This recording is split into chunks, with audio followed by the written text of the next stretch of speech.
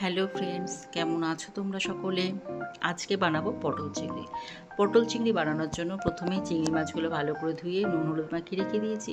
পটলগুলোর খোসা ছাড়িয়ে নিয়েছি, আলুরও খোসা ছাড়িয়ে নিয়েছি, আর 2-3টে বড় সাইজের পেঁয়াজ এইভাবে কুচি কুচি করে কেটে রেখেছি। আর মশলা করার জন্য আদা রসুন একটা মিডিয়াম সাইজের পেঁয়াজ, শুকনো লঙ্কা একটা, কাঁচা লঙ্কা একটা, ছোটো এলাচ, দারচিনি দিয়ে ভালো করে সুন্দর করে পেস্ট করে নিয়েছি। বাস হয়ে গেল, মশলা আমাদের রেডি। এখন কি করব? এখন কড়াতে সুন্দর করে তেল দিয়ে দেবো, সর্ষের তেল দিয়ে দিলাম।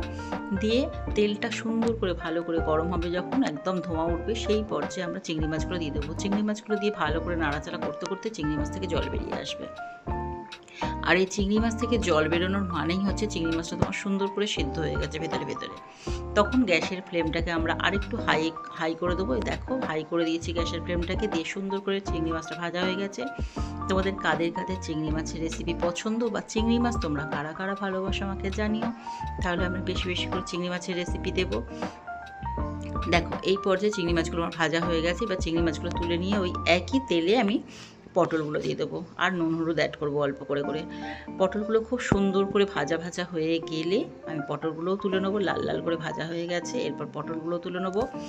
আর ওই একই তেলের মধ্যে আমি 2টো তেজপাতা দেবো, আর আগে থেকে কেটে রাখা কুচি কুচি করে পেঁয়াজগুলো সেগুলো দিয়ে দিলাম, অ্যাড করে দিলাম।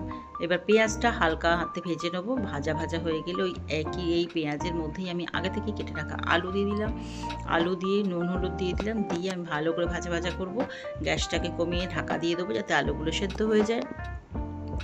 এরপর আলুগুলো সেদ্ধ হয়ে কালারও চলে আসবে আলুর মধ্যে। কালার চলে এলে তখন সেটার মধ্যে আমি মশলা অ্যাড করব। মশলা অ্যাড করে ভালো করে নাড়াচাড়া করতে করতেই আলুও সেদ্ধ হয়ে যাবে, এবং তাতে আমি জল অ্যাড করে দেবো। জল অ্যাড করে দিলেই আমার মোটামুটি তরকারি কমপ্লিট। এরপর আলুগুলো সেদ্ধ হয়েছে কিনা দেখে নিয়ে আমি তার মধ্যে আগে থেকে ভেজে রাখা পটল আর চিংড়িটা অ্যাড করে দেবো। তোমাদের কাদের কাদের পছন্দ পটল চিংড়ি আমাকে জানিও। আর ভিডিওটি ভালো লাগলে লাইক কমেন্ট শেয়ার করে দিও, আর সাবস্ক্রাইব তো অবশ্যই করো। পাশে থেকো, ভালো থেকো সকলে। আর রেসিপিটি যদি ভালো লাগে, কাদের কাদের ভালো লেগেছে এবং তোমরা আর কি কি রেসিপি দেখতে চাও আমাকে অবশ্যই জানিও। অনেক অনেক ধন্যবাদ তোমাদের। সকলে ভালো থেকো, সুস্থ থেকো, সাবধানে থেকো। Tata, bye bye.